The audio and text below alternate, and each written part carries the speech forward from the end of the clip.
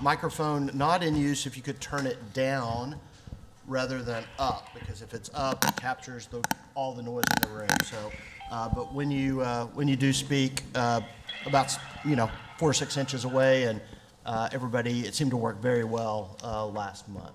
So we do have 3 welcomes, and we're super thrilled. Ms. McFetridge and Dr. Moore were just sworn in over at the State Supreme Court by Justice Wynn, and we are really thrilled that they are here. We hope you like this room. You're going to be here a lot over the next 7 years. And we also welcome our Arkansas Teacher of the Year, Ms. House. Thank you so much for being here for the next year. You don't have voting power, but you have a voice, and that voice is very powerful. And speaking on behalf of the board, we hope you use it fully in terms of asking questions, in terms of making comments. You are a full player in the life of this board during the year you're here. So we are thrilled that you're here, and I personally look forward to getting to know all 3 of you better in the months ahead. So welcome. We do have 2 members who are absent today. Dr. Hill and Mr. Williamson are both absent today, but we'll be back next month. We have what is perhaps a historically short agenda, so enjoy it. This is it. And July can sometimes be a little tricky, but it is actually fairly short today. You will notice in the back of the room we have a lot of staff who are out at professional development conferences, legislative meetings. So it is a day where we're a little short-staffed in that regard, though we will get all your questions answered along the way. We may just have to delay some items till later in the meeting if there are questions that we need to get staff who are not here on. You will also notice that we have implemented our new operating procedures this month, and so you see some items on the agenda, some sections on the agenda that are new. And so this is a work in progress, and Ms. Hyatt will help us through this transition to our new operating procedures. But the first item up are changes to the agenda, and I do have two items to change. The first of these is down on item 2, action agenda A, item 2, which is the public school choice item. The parties there are working on getting that school choice case taken care of. It is possible that they would return in August if they're not successful in getting that dealt with. But for today, the department's preference would be to simply take that off the agenda. It might come back in the future. Under our new operating procedures, if there's consent on that, we don't need a vote. So if there's no objection, that item is removed for today. But we don't want to table it because it may not come back, right? Is that right, Ms. Dedman? Okay. The second item you got an email about, and this is an additional item, and this would be in the afternoon. And if you remember, last month we repealed a large number of old rules. There was one new rule, one addition to that list that was not caught last month that the department would like to add. To add that item to the agenda, we do need a 2/3 vote, but it is an issue we've dealt with before, and so I would entertain a motion to add that agenda item, and we would add it as, you think, item 5 in the afternoon. Is that the appropriate place? Item 6 in the afternoon. Okay, yes. so at the end of our, Yes. so it would come in as item 6. I move to add that to the agenda for item 6. Okay. Second. All right. Motion by Ms. Dean, second by Ms. Chambers. All those in favor say aye. Aye. Is there any opposed? Okay, that's unanimous, and so we will see you again later with that item, and you'll explain exactly what's up with it. Yes, and Mr. Chair, if I may, there has been a individual who has signed up for public comment, not on an agenda item, excuse me. As you know, the board has discretion to allow public comments on non-agenda items. You can either do that at the designated time period at the end of the day's agenda, or you can choose to move that if you so wish. That is up to the board. Okay. Would y'all want to hear that at the end of the morning session, or would you prefer to hear it at the end of the afternoon? Any preference? Are they here? Yes. Yes. I think the morning would be considerate. Okay, great. So we can just do that with, we do need a motion on that? No, it's public comment. You don't need I'm sorry, you do need a motion to change the public comment period on the agenda. Okay. So let's go, or add a new public comment period, because I think we would probably want to keep the one at the end of the day in case someone else were to arrive and want to do public comment, right? Correct. So it would be adding a new public comment period at the end of action agenda A this morning. And we would, typically we would limit our tradition would be to limit public comment to 3 minutes. Correct. And so, but we do need to do that by majority vote. Move to add public comment into the morning session. Second. All right. So motion by Ms. Newton, second by Ms. Chambers. All those in favor say aye. Aye. Opposed, same sign. Okay, so we will get that public comment at the end of the day, end of the morning. Okay, and then on the consent agenda, are there any items that folks would like to pull from the consent agenda, or items that about which there are questions or comments? Ms. Newton? I do have several, so I don't know how you want to handle Yeah, it's just them. what, are they just, Comments, just no comments? polls. Okay, no polls, okay. Just identify them. Okay, 2, 7, 8, 9, and 10. Okay. Anybody else on this side with things? Ms. Zook or Dr. Moore, anything? Ms. Zook, are you good? My only questions were the ones that Okay. she has asked to be pulled. Okay. They're not being pulled, we're just gonna go through them, and then we'll deal with the whole consent agenda. So we'll start with item 2. Ms. Newton? I just wanted to make quick comments. I know every month we get these, and I'm always thankful for the people who are moving, either retiring or moving on to other things for their service. But I really wanted to point out some and give my personal thanks to some that had really made a difference in my time since I had been affiliated. Ms. Davis would always be very welcoming of my questions and never make me feel bad for silly questions. And Ms. Herrick, I think, knew more about social studies than anybody in the state, so I really appreciate her help that she gave me, especially while I was Teacher of the Year. And then Mr. Nielsen, not really since I'd been on the board, but as a former math and science teacher, he touched many lives in the state, and I really appreciate his service to the teachers of the state. And then Mr. Saunders, I think we all know how much he helped us all and really showed dedication to the state. And so I really wanted to give my personal thanks to those for all that they did for education in Arkansas. Great, well said. Thank you very much. Then down to item 7.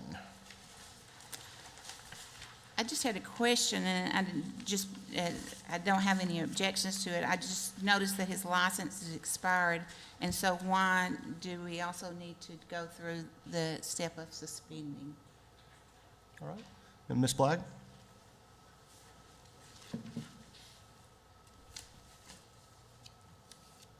Good morning, Simone Blagg. The reason that we need to go ahead and suspend it is because he does have the opportunity to renew, and so this is to prevent him from renewing without paying the fine. Okay, all right, thank you. Any other questions? Anything else on that item? Okay. And then down to the progress reports, Act 1240 progress reports, and I just wanted to let you know that there are folks from a number of districts who are actually on the phone in case there are questions there. Okay. Ms. Newton? On item 8, I had just noticed that, the end of the year report, if you put our ALPs and our long-term substitutes together, that meant we had about 2,000 classrooms or administrative positions that were filled with people out of area. And I know we're making progress in this area, but I just wanted to bring it up that this is an area that we really need to keep an eye on and have concern about and do our best to make sure that we're putting quality people in those positions. And so I kind of put it together with item 9 there, and I was very appreciative of the report from the Southeast Cooperative. They had a wonderful model of what they were doing to support those teachers that were out of area, and I pulled up a percent, and it was amazing to me that of the teachers that they hired into those 1240 waivers, over half of them now are fully licensed teachers, and 67% of them are still in the district where they were originally hired. And so, and then in the 17-18, it was a 77%. And very few of those were performing at below levels of what we wanted a teacher to perform at. So the support that the Southeast Cooperative is giving their teachers in mentoring and ethics and supporting them to getting that pathway to licensure, I think is a model for other areas of the state. And so I really wanted to point that out that they're doing great things, and I'm very appreciative of what they're doing, and hopeful that what they're doing can make an impact on some of these ALPs and long-term subs that we're trying to do. Yes. Yeah, Ms. Reinhardt. Cheryl Reinhardt with Department, and I just wanted to add to that the licensure unit has also been, and the educator prep unit have been actively involved in responding to school districts with Act 1240 waivers and helping them move those teachers into licensure as well. So we've had a lot of requests for that, and a lot of serious intent on the part of those school districts to move those teachers to licensure. Thank you. Ms. Hook, did you have anything? On item 8, I noticed Dollarway and Little Rock School District in particular, because they're both under state control. And do we know whether or not any of those 32 long-term subs in Dollarway, if they're making progress toward becoming licensed? And if we don't know, can we find out? I don't have that information, but I can certainly find out and get that back to you. And also, Little Rock School District had almost 100 ALPs and then almost 50 long-term subs. And Mr. Poor stated in last month, when he was objecting to the approval of that new charter starting, that he had all of his staffing taken care of, I assume in those 2 particular grades, kindergarten and first. So could we follow up and be sure that we were getting accurate information there? Yes, yes. And We'll follow up on that. yes, I agree that the Southeast Co-op on number 9 is a model for anyone to use. The only thing I would add as they give their feedback is to also survey some of the students. So we'll see what they saw as a benefit or a hindrance when they were giving these opportunities. Okay. Thank you. Commissioner? Thank you, Mr. Chairman. If I could speak, Ms. Zook, to one issue with Dollarway specifically. I was going to mention it in my commissioner's report, but since we're on that topic, I'll go ahead and mention it now. When we took that district over, the dire condition of the finances, one of the things that led to some of their challenges with recruiting and retaining effective teachers was their salary structure in competition with the other surrounding districts. So earlier this week, I signed approving a $1,500 increase to the base salary for the Dollarway schedule. That's on top of a $900 base salary increase last year. We could do that because we've gotten their finances under control. They were spending over $800,000 on subs previously, and we've really worked that down. So we still have a long-term sub issue. but we believe working with Mrs. Warren on getting the salary schedule up to a point where it's competitive, we'll start seeing that decline. Thank you. Yes, ma'am. Okay, anything else there? And then down to item 10. Ms. McLaughlin? Sorry. On item 10, my question was, one of the things that they put in their data, and I'm very appreciative of the data because we're not getting this from every school, but Bryant did give us this data, that it said on average 30 to 40% of the students that are being released for the hours of the school day are involved in true internships, while the remaining percentages work jobs. You know, I'm not real sure that whenever we thought about this, that we were thinking 60 to 70% of the kids would be going to work. And I realize there's some kids that need to go to work, you know, and they need that income for their families. But, you know, I was thinking internships, apprenticeships, getting technical certifications, you know, those sorts of things. And so, you know, I would be interested to know statewide, how is that going? You know, I know we may not be collecting that data, but is there any way that we could find that out? You know, what percentage of those kids that are doing other things during the day, what are they actually doing? And I'll piggyback on that. I noticed that same number, and I think it's also important to recognize that even if a student has a paid job, there still is an opportunity for a student to reflect upon the degree to which that job is Right. matching her skills and talents. Sure. And that's a missed opportunity in terms of really using that in a way that's akin to internships. And I hope that's a part of the model moving forward that really takes advantage of that. Because I think you're right, but we know that some of those students don't need to be in that kind of job for the rest of their life. Right. And others do, have really found their calling in that profession. Ms. McLaughlin. Hi, Kelly McLaughlin, Charter School Office.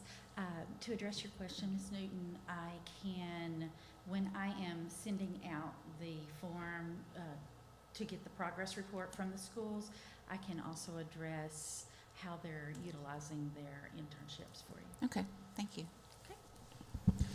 Yeah, it's just to say that part of this is learning for us, Sure. because as we see these instances come up in the narratives, we can start working that into our student success plans, that we are really determining how that process needs to go. And I think there is an opportunity there, even if you are working on a job that may not be classified as an internship. You know, if you wrote a 3-page paper, you know, at semester on what your learning is and how you're impacted by being in the workplace and connections that you made between classwork and schoolwork, I think there is an opportunity there. And that's the type of thing we don't want it just to become a early release so you can go work at, you know, Sonic, which is, you know, like we did when we were in school, or wherever. It really needs to be a learning, and we have to help our districts create that learning opportunity. So that's something we will take into account and work in as we develop our student success plans and provide that professional development to our schools. Good, thank you. Ms. Hook? Yes. Do we still have in the schools what we referred to as hardship waivers, where the superintendent or principal could release the student to go work if there was a hardship? Because it seems like that's what some of these are being, it appears on paper, that what some of them are using is what the old-fashioned thing of hardship waiver. You know, because I know when I owned a convenience store, we would have some of those students, but because I'm an educator at heart, not a convenience store owner at heart, then we would work with them on how to put back money and what do you like to do and get involved with the Ozark of the community college there. But, you know, that was probably different from what some of these students have. So if such a thing as hardship waiver still exists, I don't then- believe they do. okay. but I'm still not sure that a 1240 waiver, that this was our intent, or at least it wasn't mine when I voted. Yes, ma'am. And I think that as I send out those requests, I can be careful how I ask about their internships and how they're being utilized in their school districts, to see that whether we are experiencing that. Thank you. Ms. Hollis, is anyone from Bryant on the call? I did want to give them the opportunity, if they had called in, to make any response. Do we have anyone from Bryant on the line? Yes. Did you want to make any comment in response to the questions and comments that have been raised? And can you state your name for the record as well? Yes. Thank you, Mr. Chairman. This is Karen Walters, Superintendent at Bryant School. Hi, Ms. Walters. If I could, I would like to address some of the comments that were made about our students that are working. Yes. Go ahead. Can you hear me? Yes, we can hear you well. Okay, I'm sorry. So we do have, again, those percentages that you see of our students that are working, but with our internship program, those students are required. We have 2 licensed teachers that go visit those students' supervisors. I believe it is once every 2 months. That teacher goes, visits with them, gets feedback from their supervisor about how they're doing. There's several assignments that the students have to do periodically throughout the year, and then they have a culminating activity at the end of the year. Everyone gives a presentation. There's criteria regarding, what they learned, what they thought it was going to be, what they would do differently next time. So yes, they're working, but they're not just working. They are getting support, and they're learning how they can do better at whatever it is that they're doing. If they're working at Sonic, if they're welding or whatever, we're trying to give them that support to make them more successful in the workplace. Okay. Thank you. Is that true, Ms. Walters, for all students who are working, or just those who are formally identified as interns?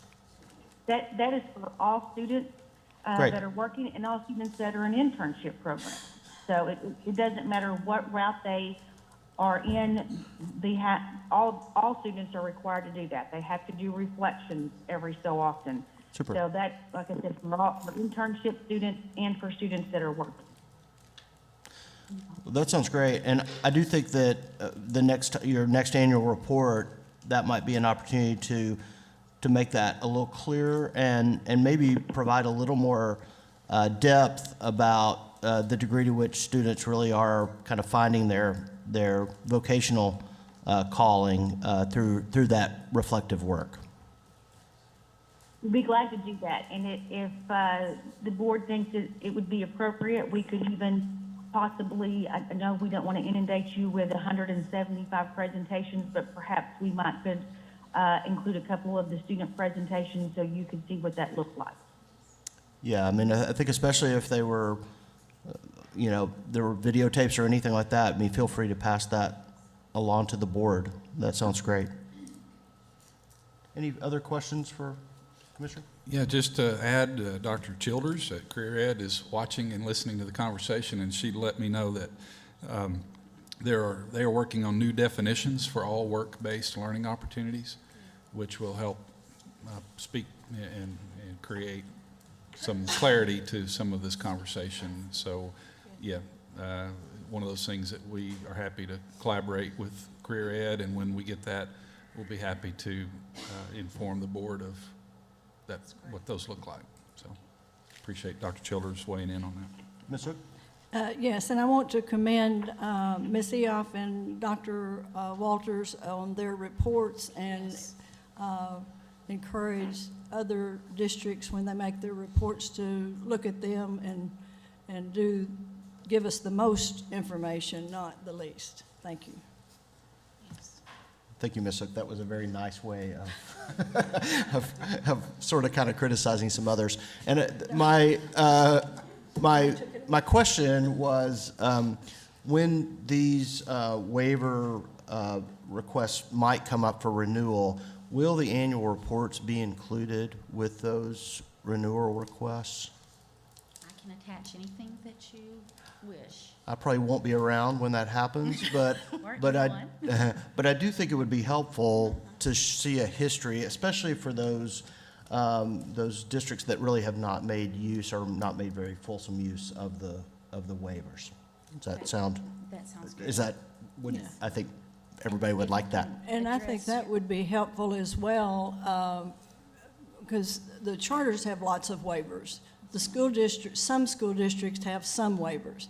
But I think the bottom line is, we need them to be able to demonstrate to us how this is helping with student achievement.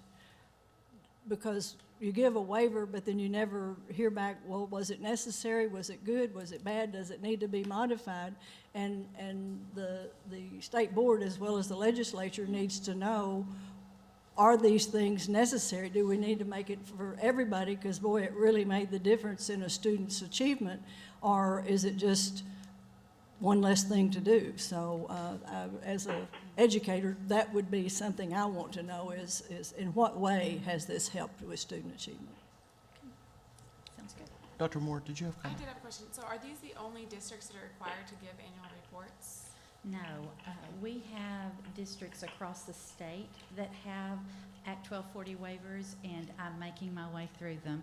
And I don't want to bombard you. If you're comfortable with 5 or 6 reports, then I will keep with that amount. If you wish to have more, I can work on adding more for each meeting, but I did not want to bombard you with reports on any one particular meeting. That makes sense. And is it safe to assume most of these waivers are all 5-year waivers? Not necessarily. There are school districts that have requested 1, 2, 3 years, but a lot of schools do request 5 years. Okay. And then my last question is there a space for these districts to share their practices from these waivers, such as Bryant sharing what they're doing with their internship program to connect with other districts and similar? To my knowledge. Alexandra Boyd, Director of the Charter Unit. So one thing I wanted to make clear is that the annual report, there's only one district that's required to submit annual reports. The other districts, we are asking them and they are doing it, but it's not compulsory for most districts.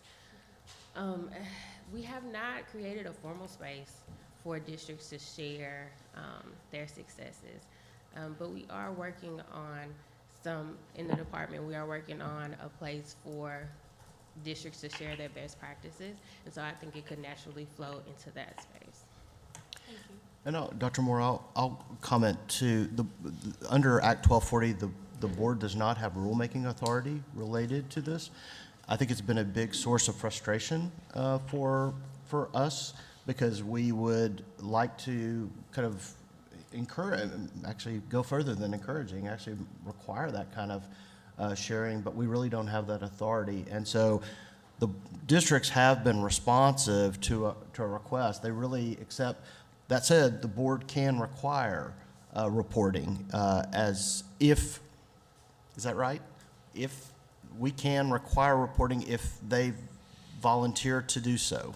So the way, right, so if during the conversation about deciding on whether to grant the Act 1240 waiver or not, if the district said, well, we'll be happy to report to you on the success of this, and then that was part of the terms of the approval, then in that case, it is required, which is the case with the West Helena School District. That's the one that ended up having to report annually because they got a broad amount of waivers, is basically how that one worked out. Great. Thank you. Ms. Chambers? I think also as a product of we're still learning here, is there an opportunity, is the department contemplating some periodic report that looks at where we have all these waivers across schools, so that we can start to almost look at it as benchmarking, where's the best performance coming from and why, and then how might we share or replicate it? Right. So one thing that we have available in real time is that we have all the waivers on My School Info that you can pull down in a statewide report, and you can see who has waivers by type, whether it's Act 1240, District Conversion, School of Innovation. So that's something anybody in the state can do at any time in real time. Part of my unit moving to Public School Accountability Division is so that we can work closer with systems and standard support so that we can provide a more streamlined, efficient support to districts that are getting waivers. So I think out of our work together, we're hoping to see trends and be able to provide districts with the support they need, one-to-one, but then also trends across the state.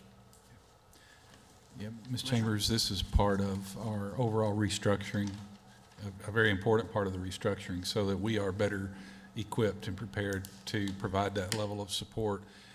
In the past, it very much operated in with the silo effect, and the learning that we would get maybe from effective use of waivers didn't seep into conversations with our standards unit or our school improvement unit.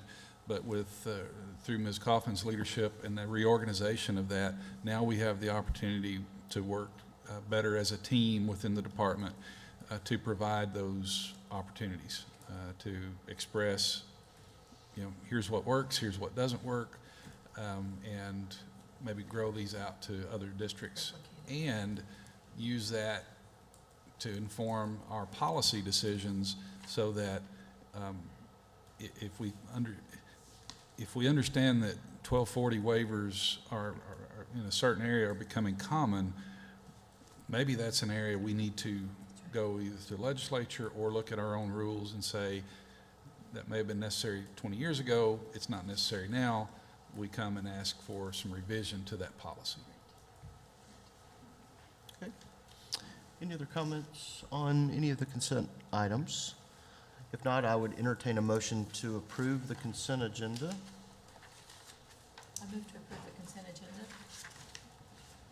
Second. Right. Motion by Ms. Chambers, second by Ms. Dean. All those in favor say aye. Aye. Opposed, same sign. All right. We have approved the consent agenda. We're now down to the action agenda. And item 1 is renewal grants with the Arkansas Better Chance Program. And we welcome Ms. Underwood. Yes, thank you. Good morning. I'm Susan Underwood from the Division of Early Child Care and Education. Mr. Chair, Board, and Mr. Commissioner, we appreciate you the opportunity to present the following 18 ABC programs for consideration of the Arkansas Better Chance 2018-19 renewal. As stated in June, we said that we would probably have additional programs to bring before the board. Of those 18 programs, one was accidentally omitted from the June list.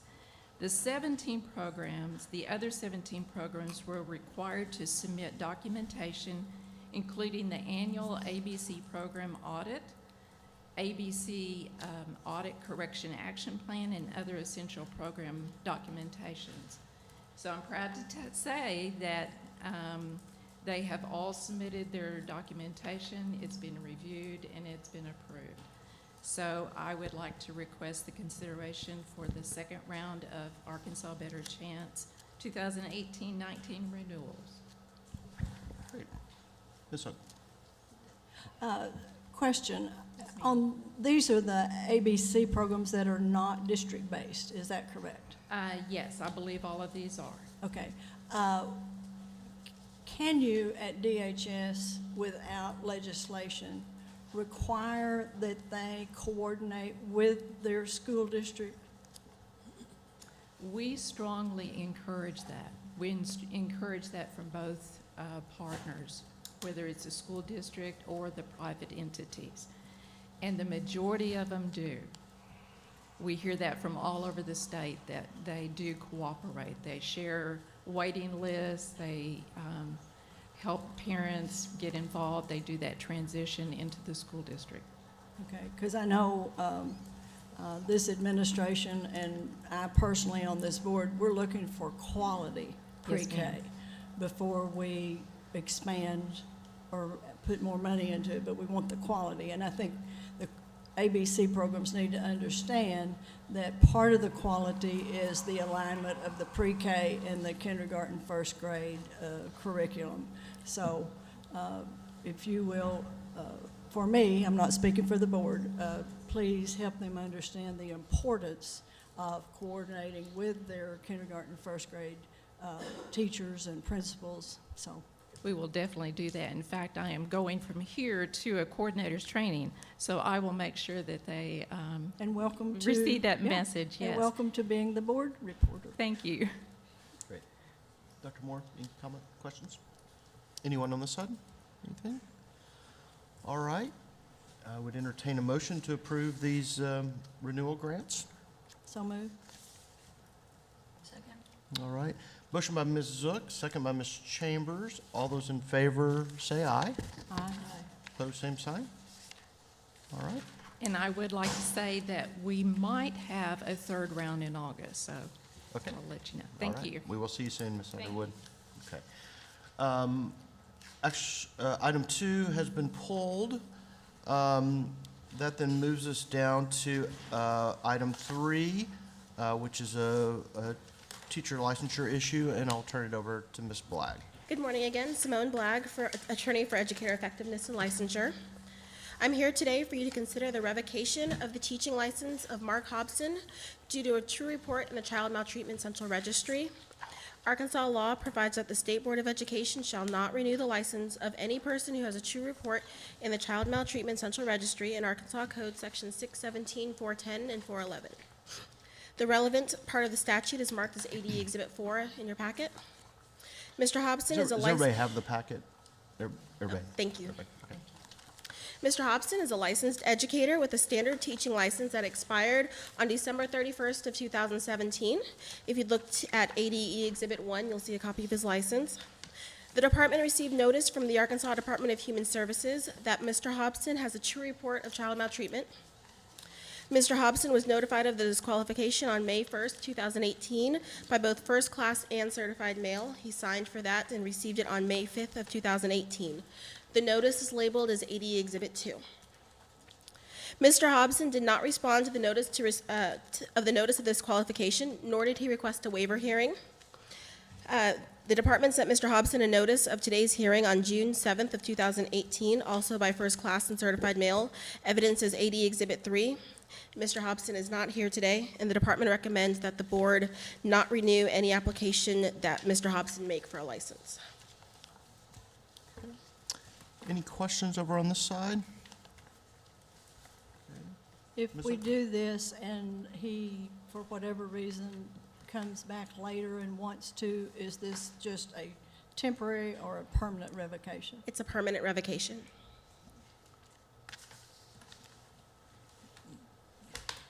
Mr. Chairman, if I may clarify, there is no temporary revocation. There is correct? no temporary revocation. Just to clarify that, revocation is permanent. Yeah, I was just thinking that if you revoke it, but then if he could come back and ask to be relicensed, I didn't know if it was permanent as in you can't ever teach again, or it's permanent, you can't ever teach again on this license. It's permanent, you can never teach again. Okay, thank you. You're welcome. All right, any other comments? Okay, then the proper motion would be either to deny the waiver or accept the waiver. Yes.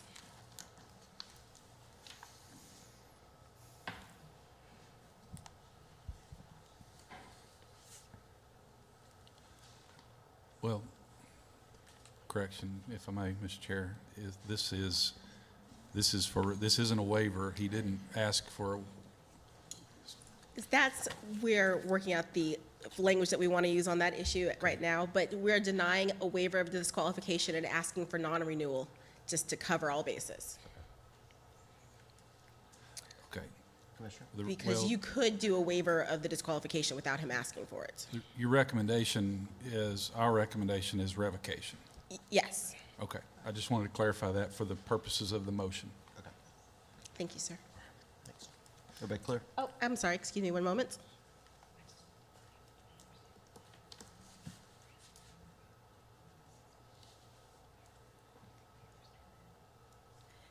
Do you all also understand that you could grant the waiver with with a suspension if you'd like to? Okay, thank you. Is there conversation?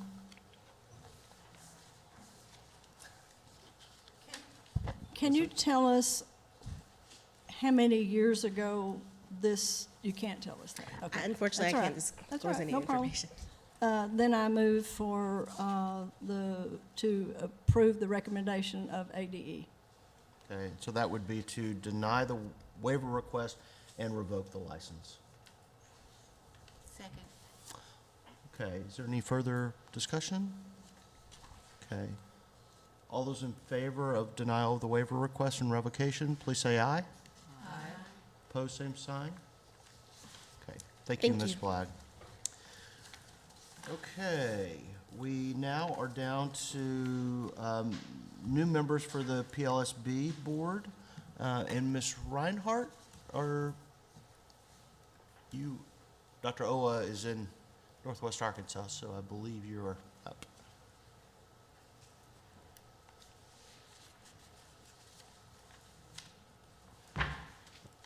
Good morning again. Cheryl Reinhardt.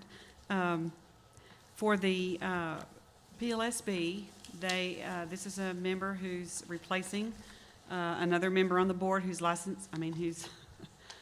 whose term has expired. And this is Dr. Sheena Williamson. Her current role is as Assistant Superintendent for the Searcy School District, Searcy, Arkansas. And she has been nominated by the Arkansas Association for Supervision and Curriculum Development Association. So we just request that you go ahead and appoint her to the board. Thank you. Are there any questions about this recommendation? All right. I would entertain a motion to approve this appointment. Move to approve the appointment. Second. All right, motion by Mrs. Chambers, second by Mrs. Dean. All those in favor say aye. Aye. Pose same sign. All right, thank you, Ms. Reinhardt. All right, we are cruising this morning, but we are now up to the approval of the 38 high school courses, and I believe the Commissioner Well, and Ms. Kaufman. So Ms. Kaufman is here, will answer questions as she can, depending on the question. But Ms. Smith can also be available by phone to call in if there are any questions. So at this point, I think would just be best, as far as a presentation, we have discussed this. This is a follow-up to our previous, and your approval of the new standards for accreditation, and our new approach by which annually we will bring the 38 high school courses to you for approval. And we've had some conversation about it before. If you look at your attachment, it I think gives you greater detail than maybe what we talked about previously about what the approved ADE courses are under each subject matter heading. And we would take any questions and try to get those answers for you. And if somebody could text Stacy and let her know that we're on that topic. Okay, thank you. So this is not, there's nothing that we're being asked to approve, this is just a discussion. No, we are asking you to approve this as the list of the 38. I thought we did last time, okay, thank you. Yeah, last time we was just the standards, Okay. and we informed the board that we would bring this list back in the subsequent meeting. And I think what might be helpful for the board is the timeline for, this is kind of a special case this year in terms of the lateness with which we're doing it. And so what would be the timeline moving forward for this renewal? Deborah Kaufman, Assistant Commissioner. Ms. Smith has conveyed that her timeline is to have that to the State Board December, January each year, so that school districts have more time to plan. And so we will see this issue back in the next 3 or 4 months. That's correct. Okay. The one thing that I would point out with this list, in the work that we have, collaboration we've done with Career Ed, is that there are courses that in the past, it was either an ADE course or a career ed course, and licensure issues that created gaps in delivery, if you will, and hardships for some of the districts. Human anatomy and physiology being one that commonly came up as an issue, and now we, through our collaboration, that is a credit. It doesn't matter if it's a career ed or a Department of Ed, the course codes, all those things have been worked out, the licensure issues have been worked out. Human anatomy and physiology, help me. Economics, personal finance. I think those are the two big ones. Is that right, Cheryl, on the licensure part? Yes, okay. Can you repeat that? Economics and personal finance and human anatomy and physiology. Okay, so the fact that I don't see personal finance listed here, help me understand that. It's under the social studies 4 credits. Oh. I had to highlight mine so I can find them. Okay. I would have never thought to look there. Okay, thank you. So I'm going to start over here. Ms. House, you have any questions or comments? Okay, Ms. Petrich? So when the ones aren't listed with. If you could get your microphone just a little bit closer. So the ones that are not stated ADE approved, like instrumental music, who's approved those? Or was that courses approved earlier at another time? Why do they have the distinction and why others don't? Does that make sense? Yes, ma'am.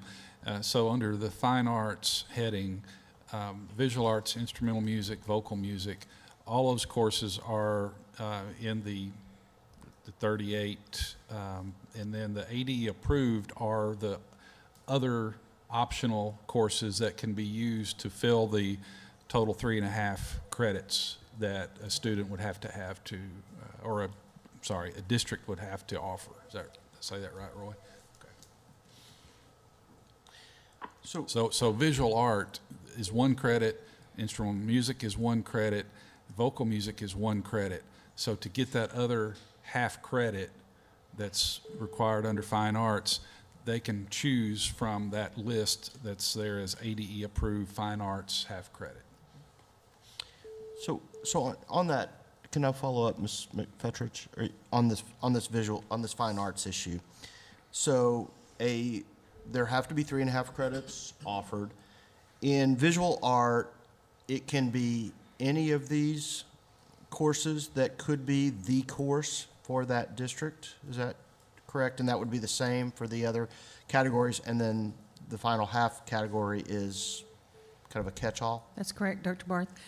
The intention is to, if we come back to our success plans with students, starting at the 8th grade, if school districts are planning with those students about what their coursework will be from 9th to 12th grade, then schools will be having those conversations with kids, what kind of courses are we going to need to plan to provide to meet the needs of kids. And so it's really moving us closer to that student-focused education that we're seeking. Mm-hmm.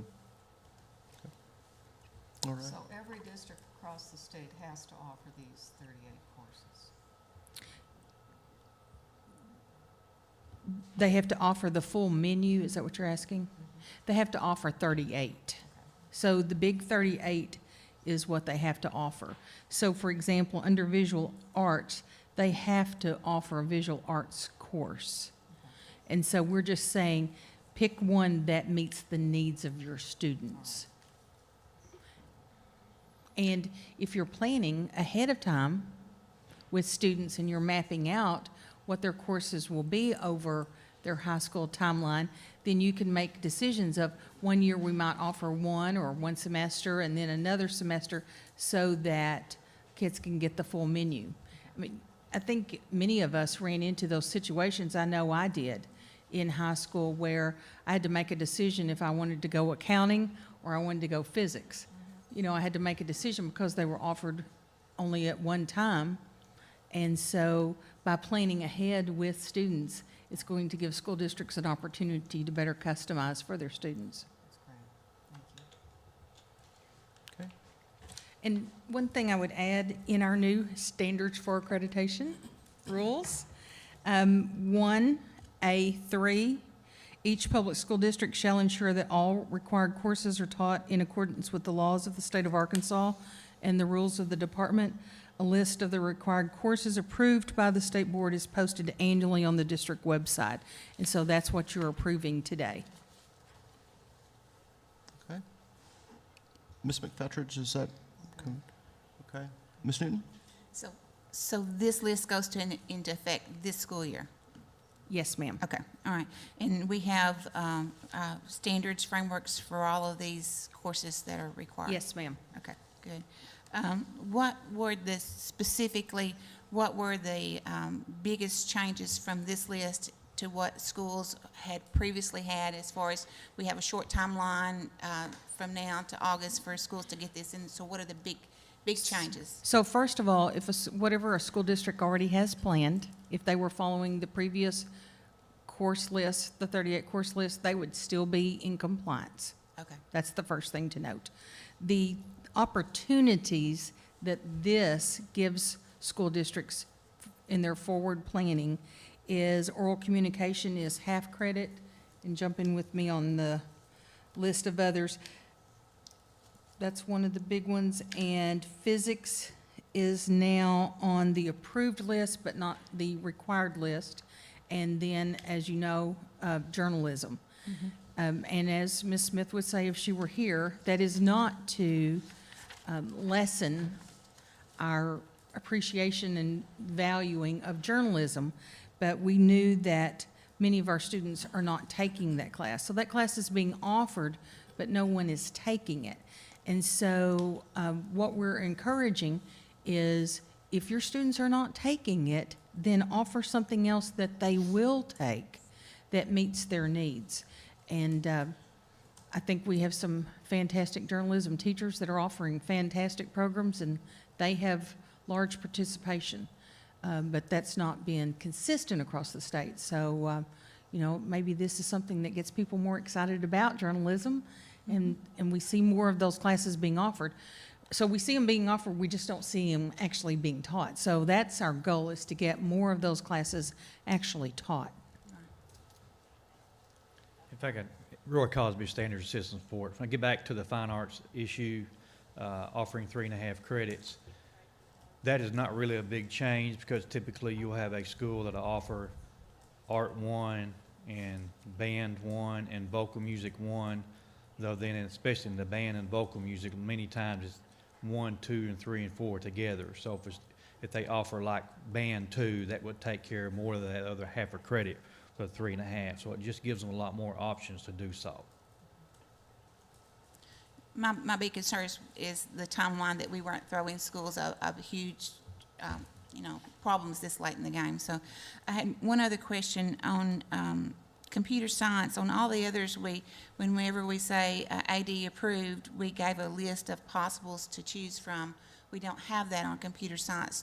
Is that information available anywhere? Yes, it is online, and it is a very long list. Okay. So that was why it wasn't included. Okay. Yeah, and let me just point out, Dr. Childers has entered the room and can probably help us speak to some of the issues on career ed. One of the big changes, Ms. Newton, and you asked about that, last month when we came, there was a course there that I think CBA, is that right, was listed. So Ms. Smith has been working with Dr. Childers and her team, and there's some clarification that we now have that we didn't have for you last month. And if it's okay, I would invite Dr. Childers to come talk about that. Yeah. Welcome. Thank you. Thank you very much, Dr. Barth and Board. Sharice Childers, Director, Arkansas Department of Career Education. Commissioner Key, I wish that I did have a thorough understanding of the TBA and the CBA, but I know that Tim Johnston in our office has been working with Stacy Smith on this, and the last response that I am reading and received was that they've met, they've worked it out, and Stacy's response was, schools will love that. So we're giving them some options there as far as their core course, which is CBA or TBA, computer business applications, or TDA, technology, design, and applications. So this will serve as the core for all business and marketing programs of study. So I think there was a little confusion there, and that was my understanding as well. But I believe that we have that worked out. We will clarify that in our operational guide so that it's clearly defined, and we'll make sure that the schools have an understanding of that.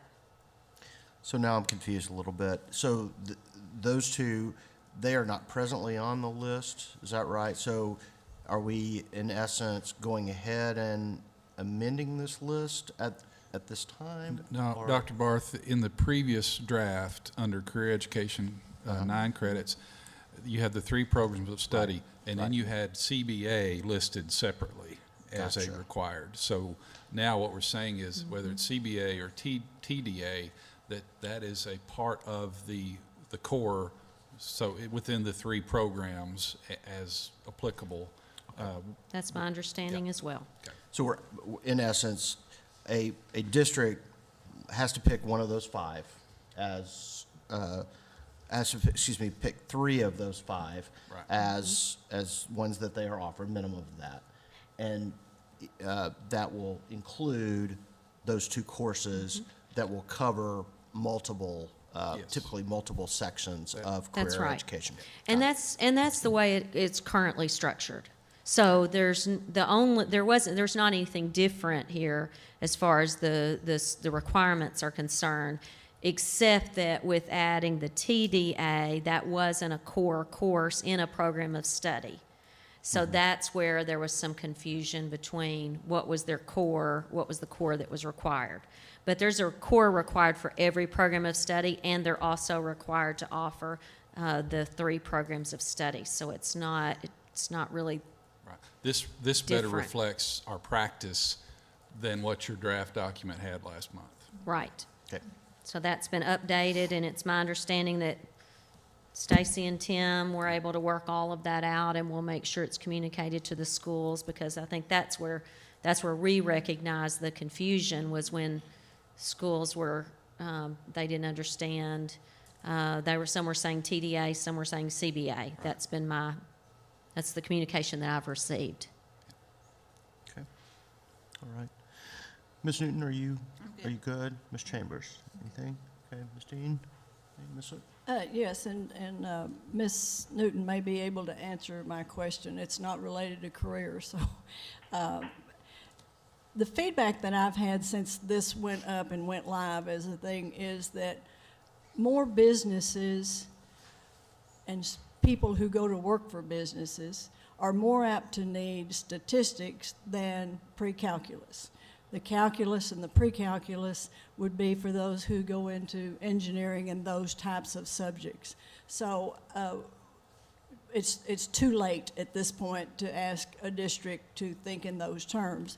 But before the December, January lists come out, I think that it would be wise to maybe up under the required, put either pre-calculus or statistics, and of course I'll have to, Ms. Newton's my math teacher, expert,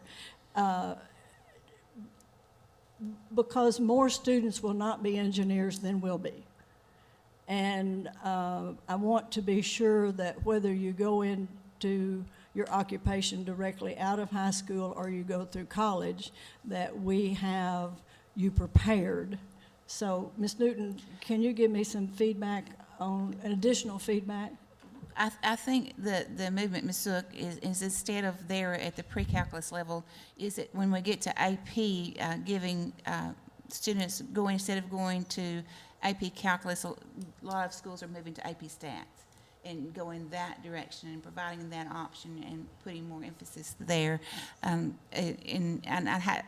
Keep in mind, I've been out of the math classroom for 3 years, okay, but pre-calculus had a pretty big emphasis on trig, which is a big part of what some of you that are engineers might help me out a little bit better, but, you know, that has some great value for students in their futures, and so I'd hate to see that not emphasized. But I think the change would come not in those first 5, is it 4 or 5? 1, 2, 3, 4, first 4, but on the AP level instead.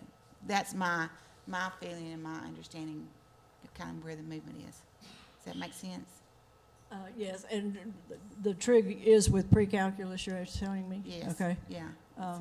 I just think that if a student success plan, which will be developed, like 8th grade, that if you have some students that are not on the engineering track or thinking what they're going to do, is that it would be good to offer them that their advisor can help the counselors and the people building the master schedule think in terms of the value or not value for a particular student. And most people who are licensed to teach math could also teach a statistics course.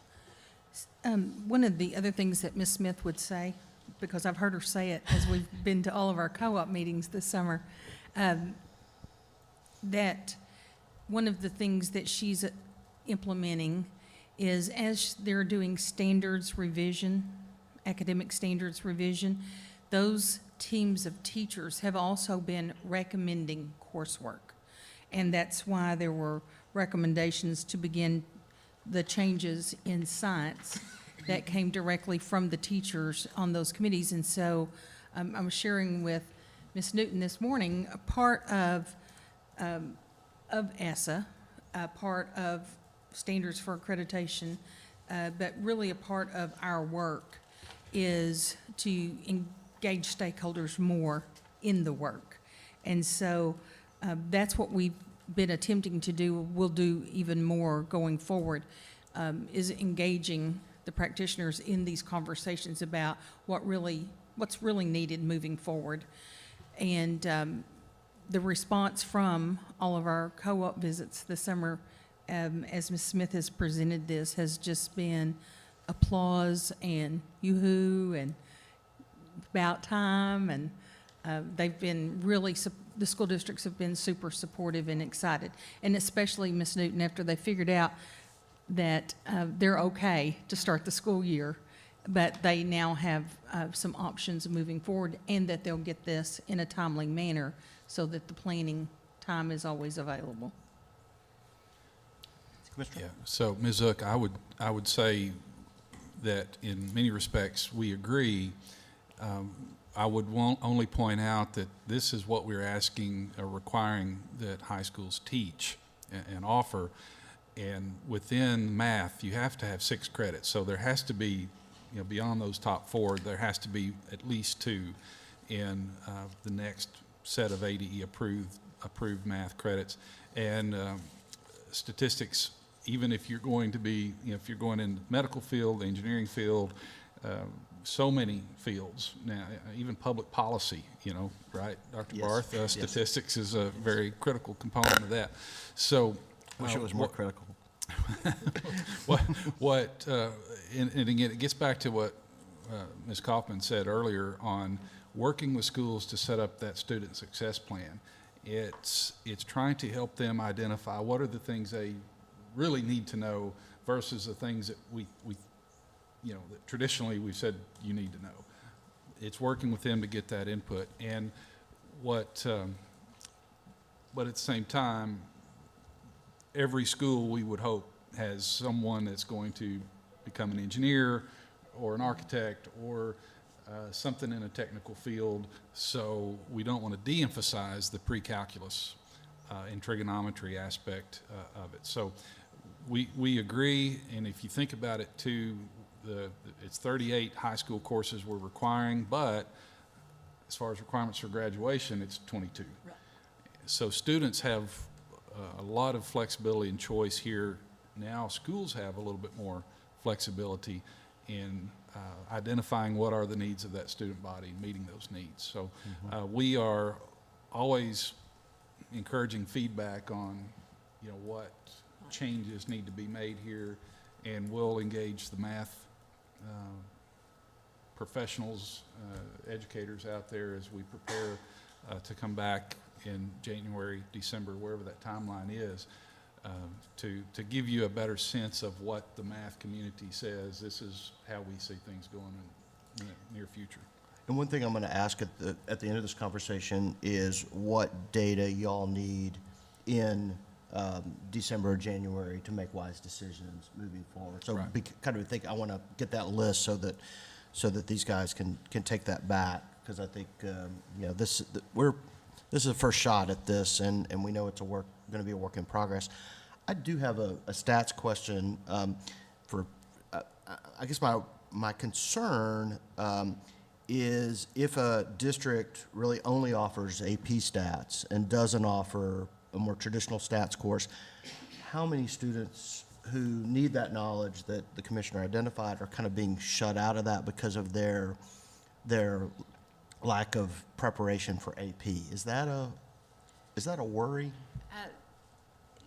If you look at the classes that are there, you know, they are not going to only offer an AP class or classes in the two. You know, you've got to have some other types of classes for students that are not going to be engineers, that are not going to be doctors or nurses or whatever. And I think statistics would be a very logical course, so I really think that would be one that districts would move to. Great. Just want to add one thing. Roy Cosby, again, Standard System Support.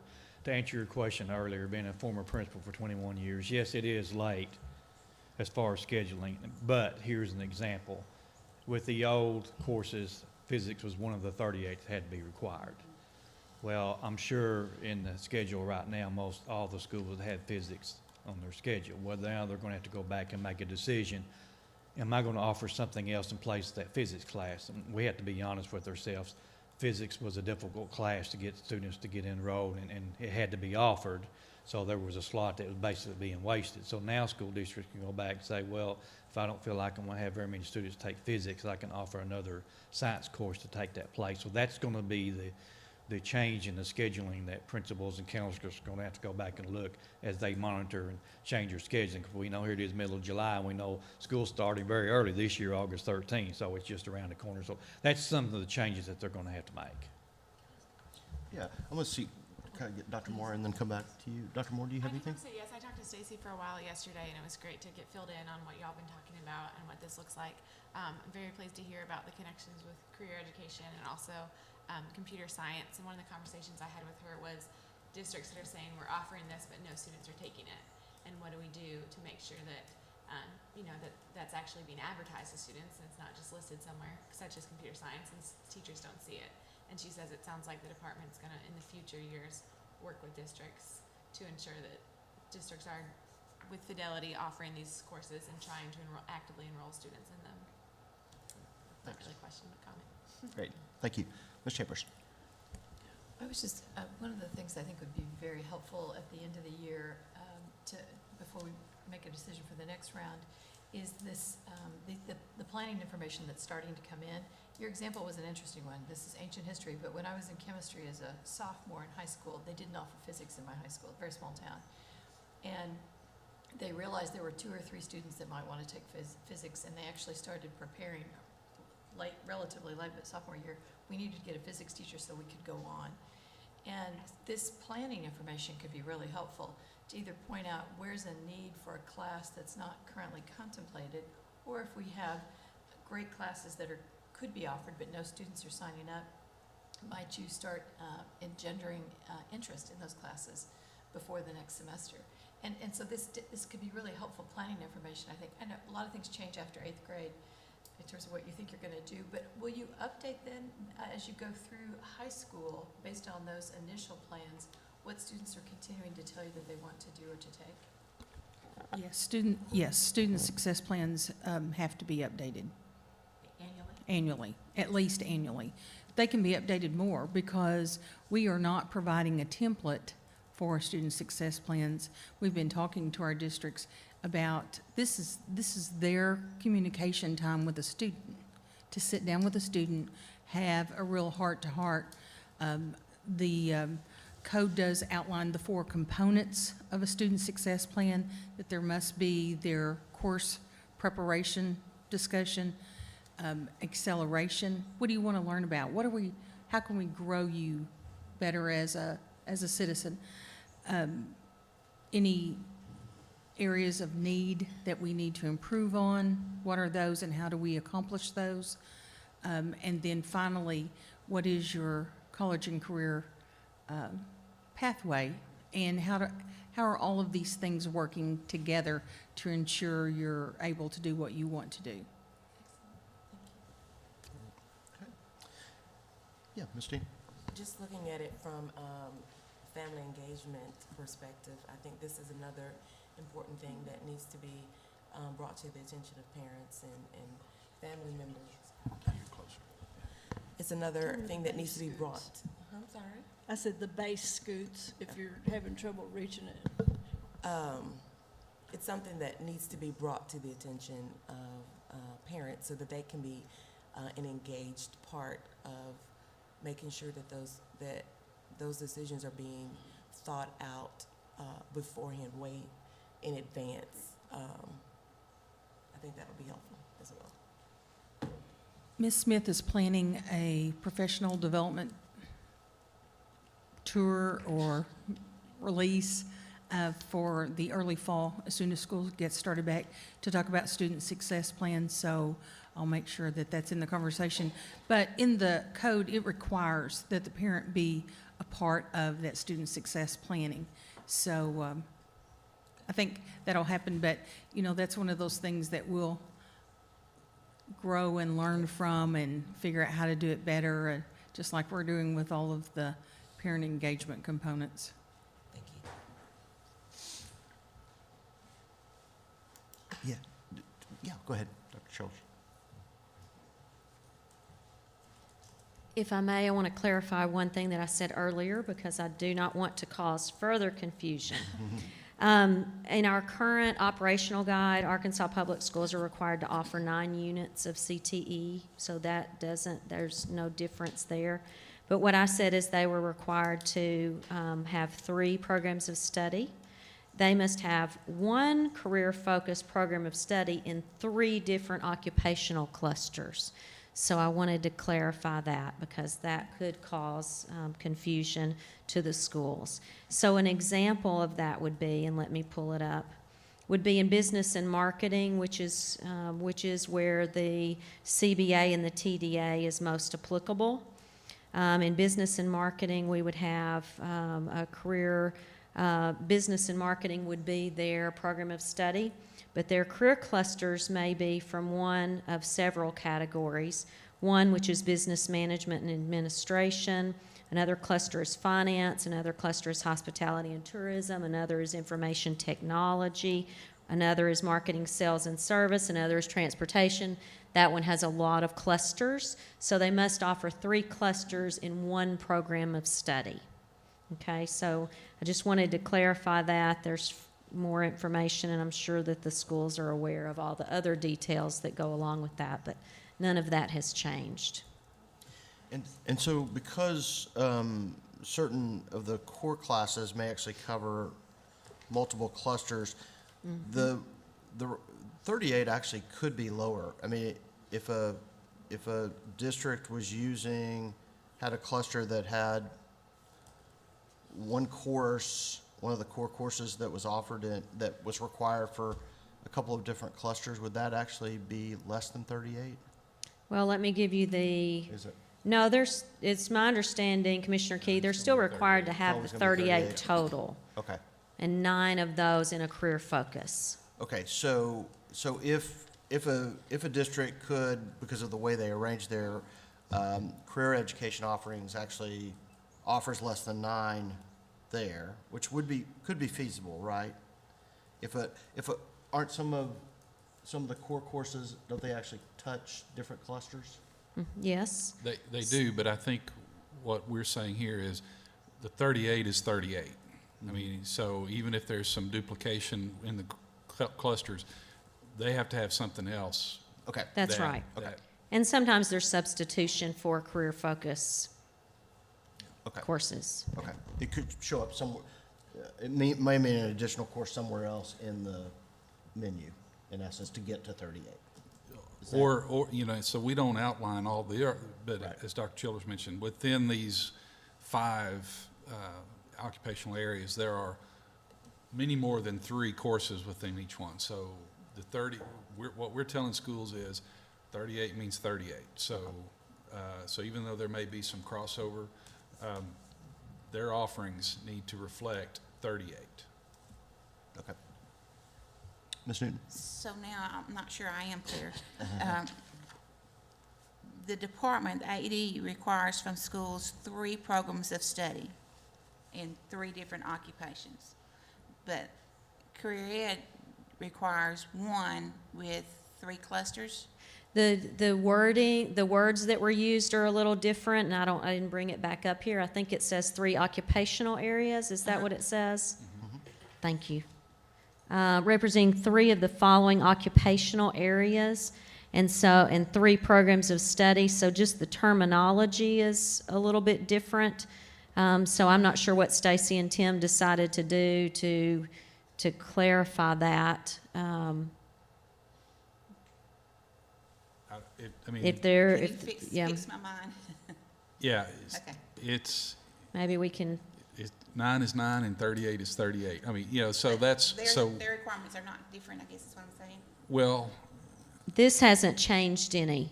So the career Right. education credits, nothing has changed here. It's, the difference is, I think, the terminology that was used to define 3 programs of study, but it's, the only but we thing actually call them occupational areas. Yeah. What changed here from the draft you saw last month is just the CBA That's right. that was listed separately as required. So everything else in practice is the same as it has been. Okay, I wanted to make sure that we weren't requiring one thing and someone else was requiring something different, and we were adding to what schools were going to be required to do. So for the purposes of career ed, there are, you know, for Perkins and some of those things, you have completers and so there are requirements that they have to meet those, but those are really dotted line from the 38, you know, so they have to, so those requirements rest outside of what we're talking about here. Okay. Is that a fair way to Yes. say it? Okay. That's correct.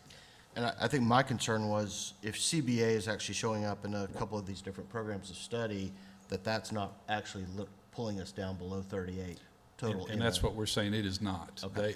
They have to show in their master schedule where they are Hovering offering 30. 38. Okay, thank Did you. I say that right, Roy? That's, Yeah, okay. So we're not, essentially not making any changes there, it just sounds different. It sounds different, right. Okay. I know, y'all gonna laugh. It's actually meant to be clearer. Okay.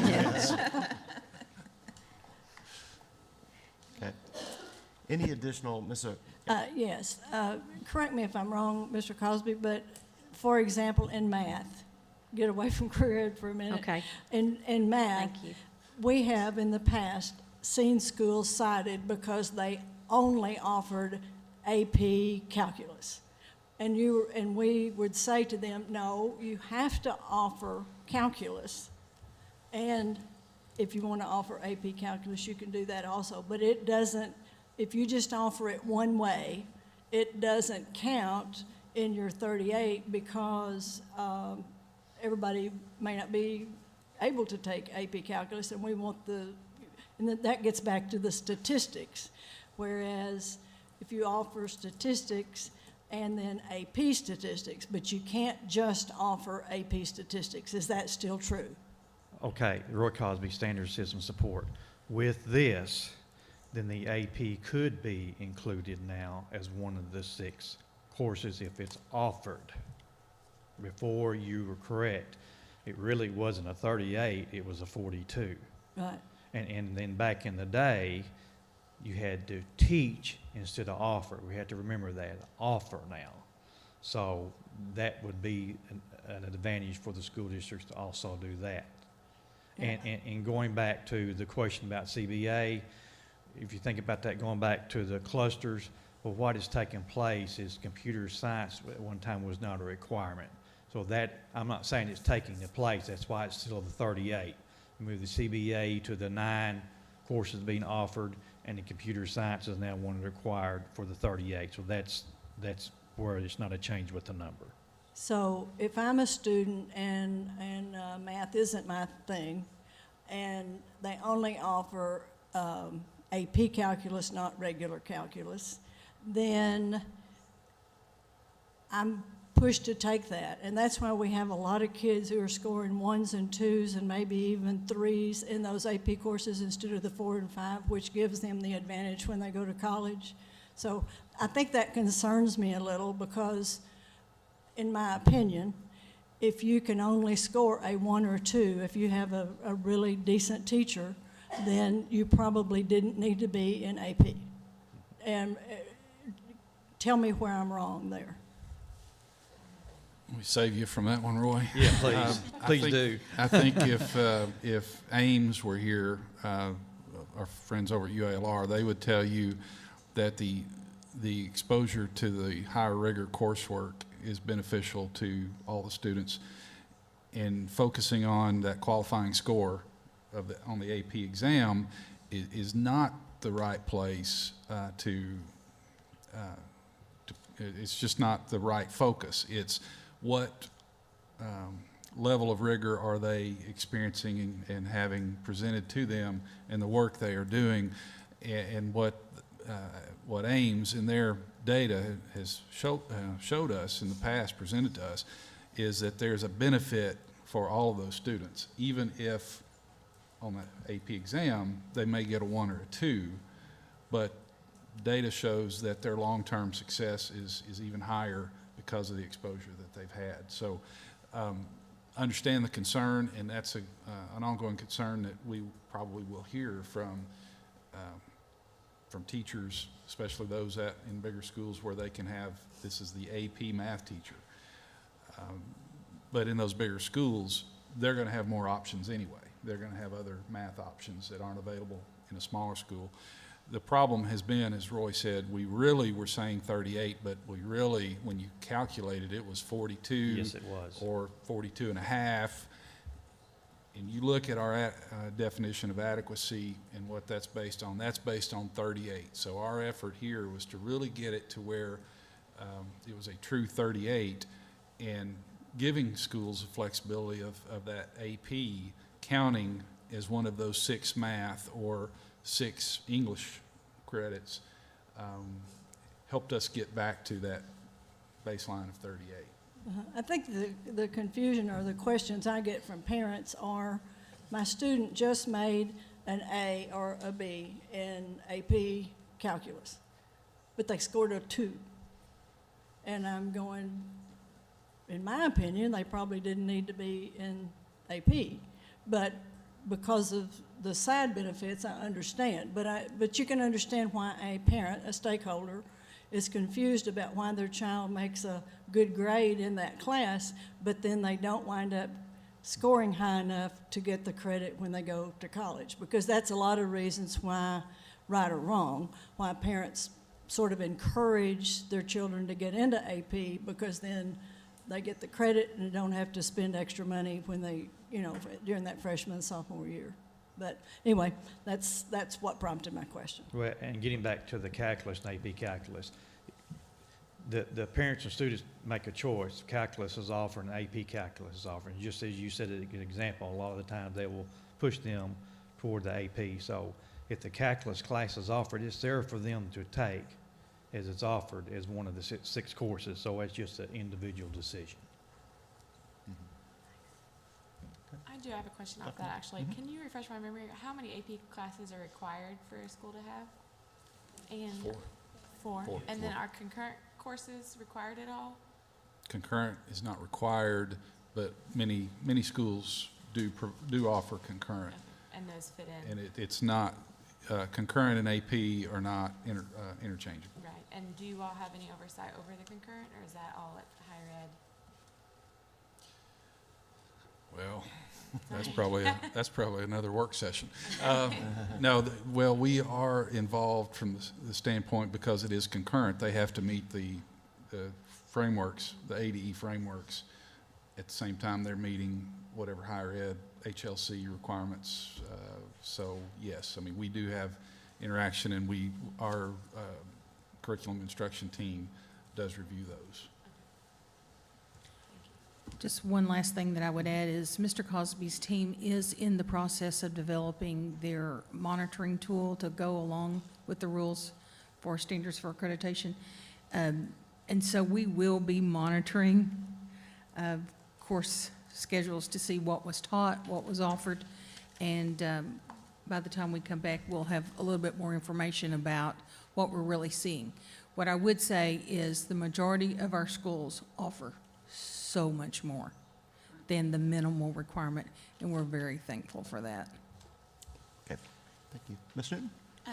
Dr. Moore had a question that made me think of something. If we're giving credit for AP offerings on campus, have we thought about concurrent? Because a lot of schools are offering, for example, college algebra, Comp 1 and 2 on their high school campuses. Have we thought about getting credit for that within the 38, or is that even something we've considered? That's feedback we get from schools frequently, and the issue gets down to the language of the statute that requires AP in 4 subject areas. So it would take legislation to do that. Thank you.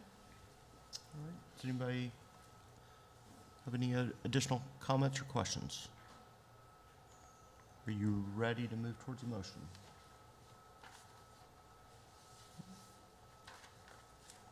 Ms. Newton? Move to approve the 38 required courses. Is there a second? Okay. So motion by Ms. Newton, second by Ms. Dean. Any further discussion? All those in favor say aye.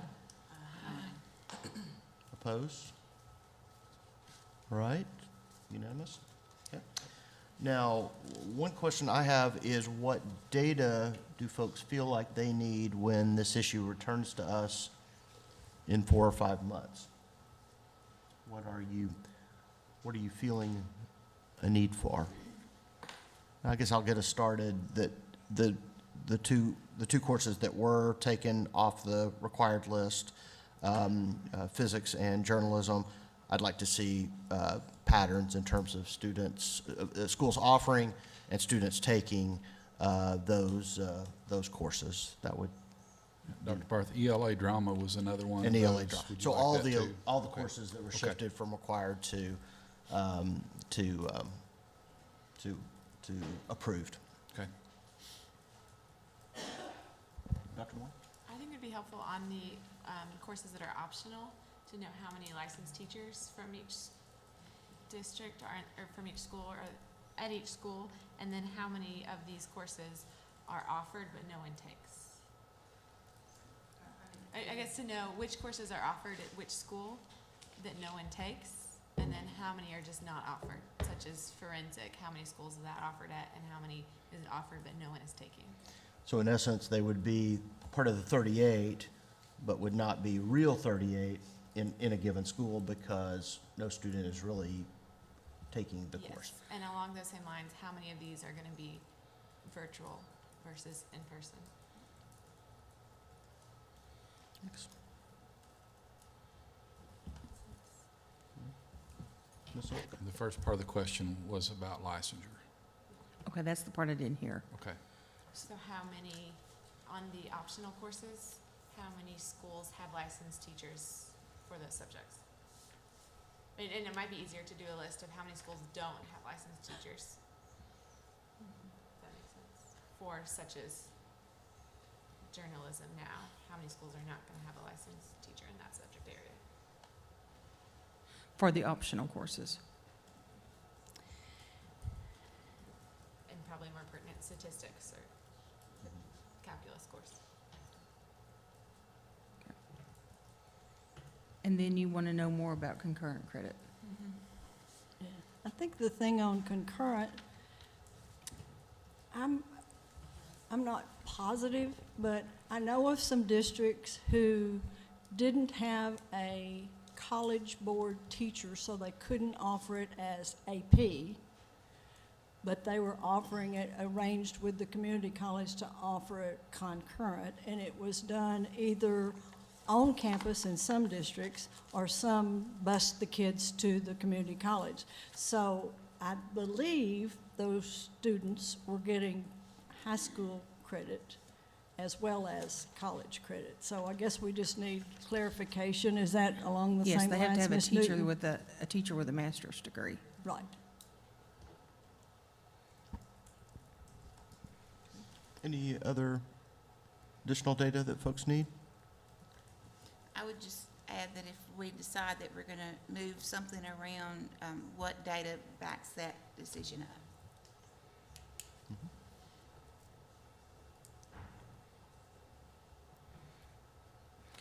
The other thing that you can also think about is if you are going to make a big change, it might be that it doesn't get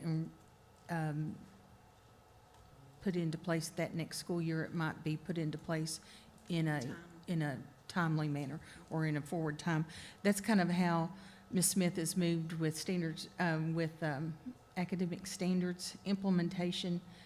This year you get them approved, and then you have a year to do your planning before implementation.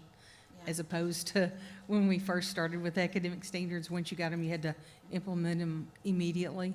So that's another consideration.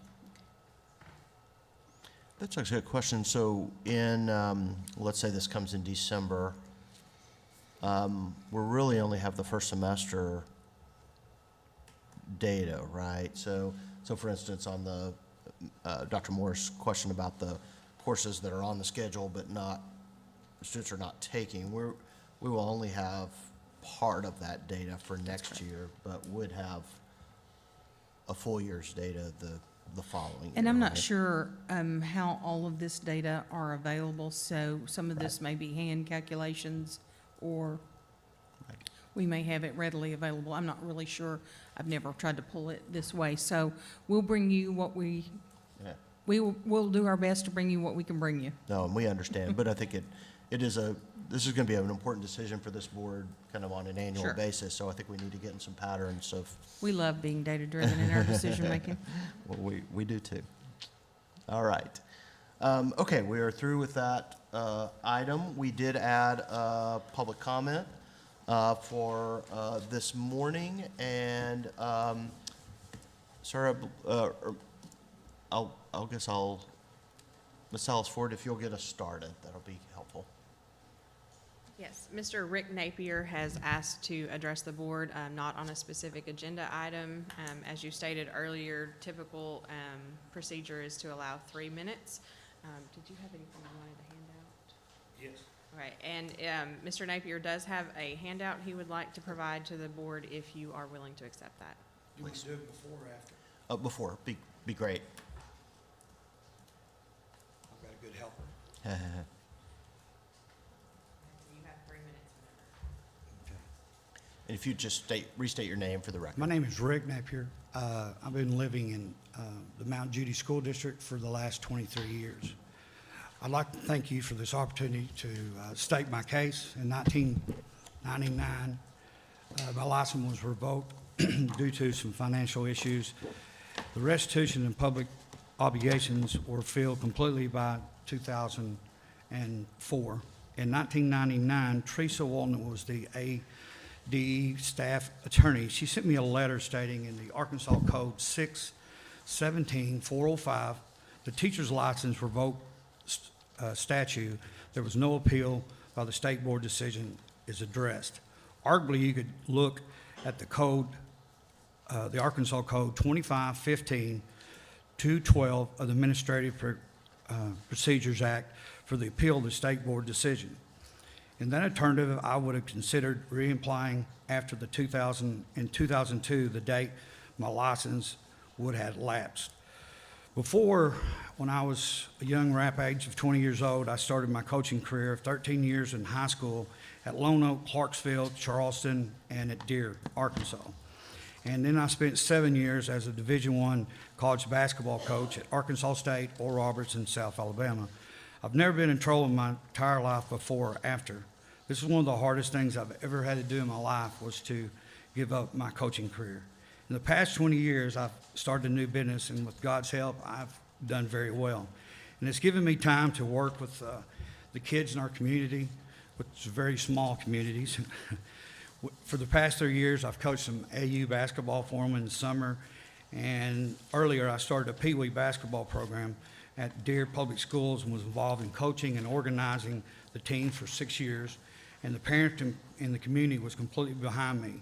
And if you've looked in any of the newspapers over the last few years, you'll see that it's really helped our program, because our kids have never been to the state tournament until after we had started this program, and they've been in the state tournament for the last 3 or 4 years. But this past year, I was asked to do something that was the hardest thing I believe I ever tried to do. I was asked to be volunteer basketball coach for the Mount Judy and junior high and senior high basketball team, because our coach of 40 years had just passed away suddenly. I was cleared completely by background check, and I had to take some testing to become a volunteer, and I did. It's one of the hardest and most rewarding jobs I ever tried to do. It reminded me how much I missed working with the kids on a daily basis, seeing them grow as students and also as athletes. I lost my license, and I've had a long battle with cancer, and I've been out of coaching for 20 years, and it's humbled me to the highest level. This is why I'm asking you for a hearing to consider the reinstatement of my license, or even a provisional license, because I know I'll probably won't have very much longer to coach, because my wife and I may be retired. She may be retiring in a few years. With your permission, I would like to share some reference letters which I've given you. But in closing, my pastor come by yesterday, and you'll see one of his letters in there stating, and he said to me, he said, you know, just think this: through God, everything is possible. And I want to thank you sincerely for allowing me this opportunity to speak. Thank you very much. Thank you, Mr. Napier. And I'm going to ask Ms. Reinhardt to come up, and very much appreciate you all being here and your heartfelt statement. Ms.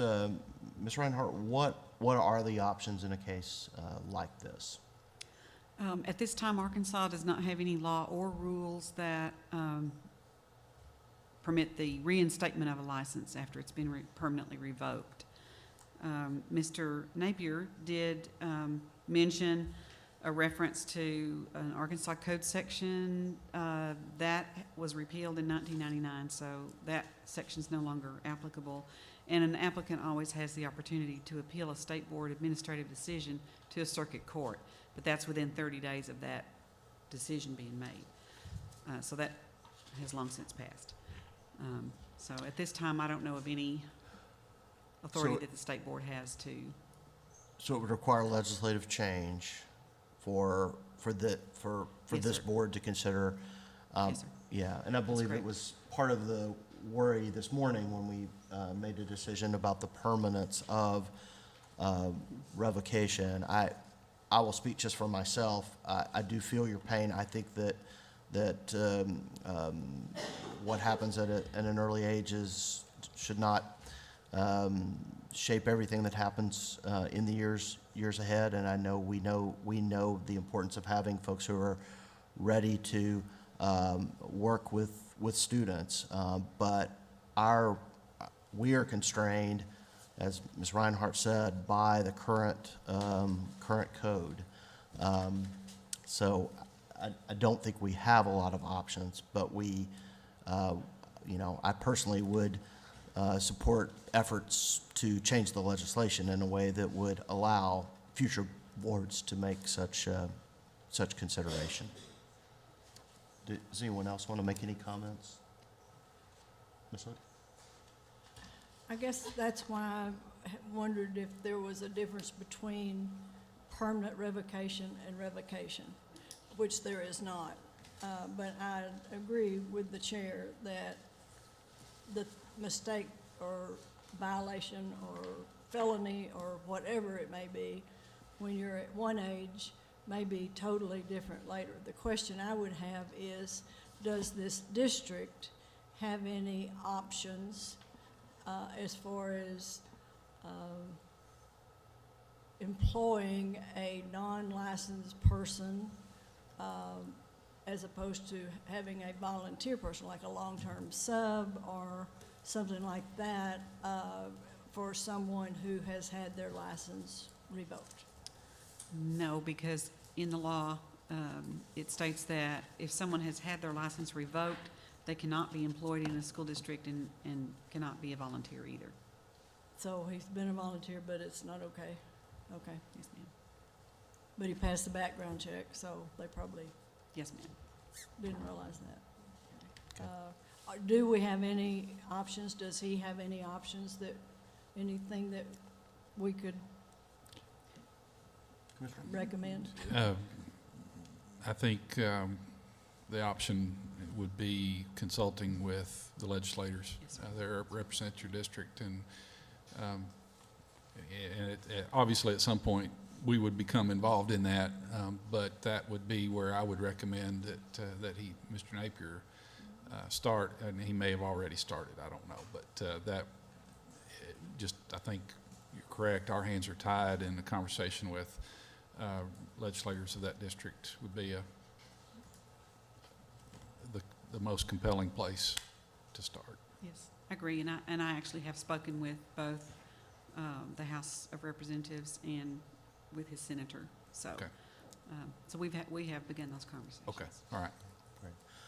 Well, I know this is not the answer you wanted today, but I hope that you feel good that we have heard you, and that this ideally will continue the conversation in a way that may aid not just you, but potentially others in your position in the years ahead. Can I ask you one question? You may. Come to- Could you come to the, yeah. In money situation, like getting my coaching license back, I know they'd have to hire me, but they tried to help pay me, and I wouldn't let them do it this year because I didn't want any part of.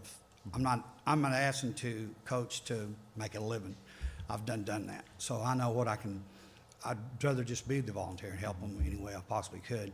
But I was trying to get the license back because I think our community we've got a lot of support from the community, and my administrator, our superintendent, he's the one that's actually pushed me to do this. And then, of course, give me time to, my wife works there, and it makes it pretty easy for us to associate with the kids because it's a very, very small school. Sure. One of the smallest in the state.